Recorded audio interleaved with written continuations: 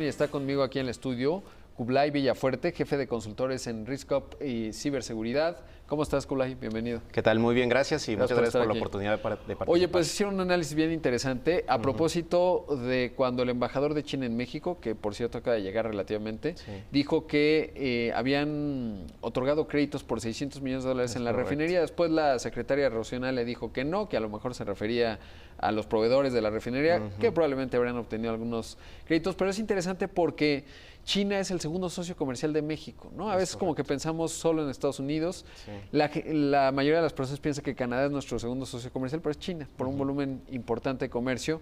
Y China además es un país que ha estado muy activo en el mundo a través de la banca de desarrollo, etcétera, tratando de posicionarse con proyectos que tengan interés monetario, obvio, pero también incluso geopolítico. Y ustedes hicieron un buen análisis de esto, qué puede implicar para México, sobre todo porque si lo vemos desde un punto de vista geopolítico, pues somos el área de influencia inmediata de los Estados Unidos y creo que no les encanta cuando China viene aquí a invertir en temas clave. Pues sí, mira, aquí hay todo un tema. Realmente no sabemos qué tanto puede o no gustarles a los Estados Unidos que haya inversión china en México. Lo cierto es que México tiene un gran desbalance en cuanto al tema comercial y financiero. Como bien dices, China es nuestro segundo socio comercial. Sin embargo, cuando hablamos de inversión extranjera directa, China ocupa el lugar número 14, muy por debajo de otros países como Francia, España Holanda, por ejemplo, exactamente. Entonces tenemos un área de oportunidad muy grande en cuanto a qué tanto nos podemos relacionar nosotros con China en estos temas.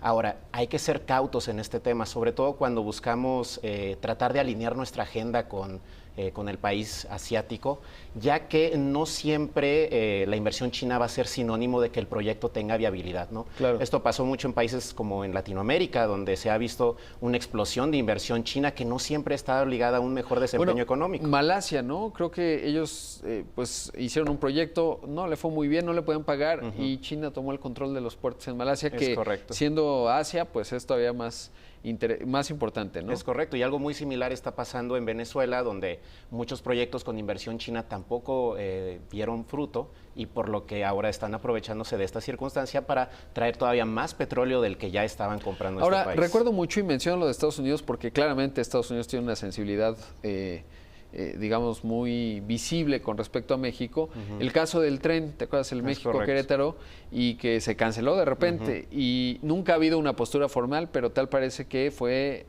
cierta incomodidad de Estados Unidos que dijo, la verdad es que no nos gusta. Sí, pues mira, aquí puede haber tanto un proceso de censura externa como de autocensura.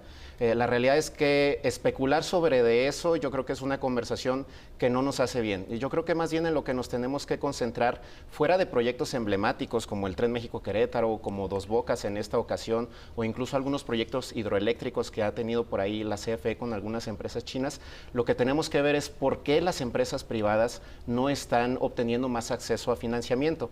Fue alrededor de 2016, si bien recuerdo, que se instalaron dos bancos chinos, el ICBC y el Bank of China en México, además de que hay un fondo de desarrollo que ellos tienen para proyectos de empresarios que quieran fomentar la relación México-China. Estos son créditos que aún se manejan por montos muy bajos y cuyas carteras de inversión están concentradas en 2 o 3 grandes empresas mexicanas. Entonces, lo que tenemos que replantearnos nosotros es qué tanto provecho estamos tomando de la relación que puede haber con este país y sobre todo qué puede implicar esto para México. Vamos a seguir siendo un país que solo se ve como una plataforma logística, lo cual tiene sus ventajas y lo cual tenemos que seguir haciendo, o vamos a empezar a ser un país con que ofrece una ventaja competitiva a China basada en términos de productividad, de innovación tecnológica, que nos permita también a nosotros aprovechar esta relación y que podamos replantear la estrategia de diversificación comercial y de inversiones que debería de tener México. Ahora, siempre que se platican estos temas, se habla de que no son economías complementarias, ¿no? Porque China es una potencia manufacturera, México es una potencia manufacturera, dos escalas muy distintas, nada que ver. China es una magnitud de país tan grande que es una potencia manufacturera de lo que uno quiera, ¿no? Y cada día y cada año se va transformando. ¿Dónde habría oportunidades para esta relación de la que mencionas en función de que México ofrezca algunas ventajas para China, dada la magnitud de país que es y dado que pues prácticamente, de hecho, desde que entró el TLCAN del 94, quizás hasta el 2000, hasta que China entra a la Organización Mundial del Comercio, 2000-2001, pues desplaza a China buena parte de la producción manufacturera de México, que opta por irse a China porque tiene una estructura de costos interesante. ¿Qué puede ofrecer México? ¿O dónde verías que son las áreas en donde México puede tener una relación productiva con China? Actualmente tenemos un problema estructural. La realidad es que lo que nosotros podemos ofrecer principalmente pues es la ventaja logística, que empresas chinas vengan y se instalen y de aquí tomarlo como una plataforma para poder lanzar mercancía hacia los Estados Unidos, incluso hacia Europa o hacia América del Sur, ¿no? México tiene una ventaja muy importante, que es uno de los pocos países que tiene acceso a los dos principales océanos del mundo, ¿no? Tanto al océano del siglo XX como al del siglo XXI, que es el Pacífico. Ahora bien, hay algunos sectores en China donde la realidad es que nosotros como empresas mexicanas podríamos ofrecer muchas cosas.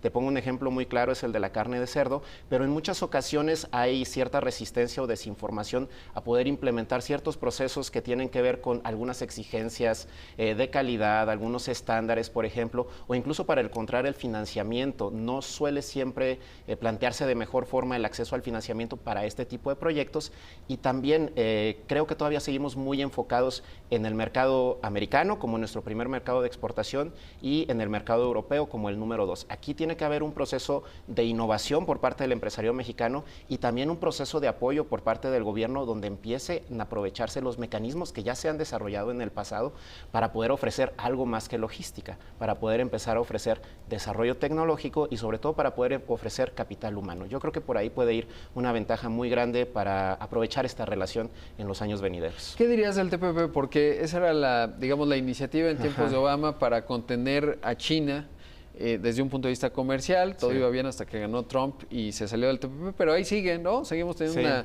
pues Japón es la tercera mayor economía del planeta también. También podremos exportar, ya exportamos carne de cerdo, me parece, naranjas y alguna otra cosa, pero también podría ser interesante. Y también Japón, por ejemplo, invierte mucho en México, ¿no? Ya está Mazda, Toyota, acaba de inaugurar una planta, en fin, varias, Honda. ¿Cómo ves el TPP también como una plataforma para diversificar en Asia? Pues mira, el TPP era una oportunidad muy interesante, lástima que ese proceso se haya detenido, pero la principal ventaja para México era que el TPP permitía actualizar muchos de los términos que ya venían en el Telecán. Entonces, el tema era cómo empezar a generar un flujo de mercancía financiero y de información que pudiera empezar a dinamizar todas las economías que estaban aquí. Lo cierto es que en el TPP también había un tema de competencia, ¿no? Entre economías manufactureras como México, como algunas del sudeste asiático, es correcto. Sin embargo, lo cierto es que sí permitía realocar ciertos esfuerzos por parte de los diferentes grupos empresariales para empezar a diversificar y a que se le facilite, sobre todo, empezar a acceder al mercado del Pacífico. No lo hemos hecho y es algo que tenemos que hacer. Allá es donde está el futuro. El futuro es asiático. Como muy bien lo dices, el océano del siglo XXI y está el del siglo XX. Es correcto. Kublai, un gusto que hayas estado aquí. Sale, muchas gracias Rodrigo. Por estar aquí. El gusto es mío.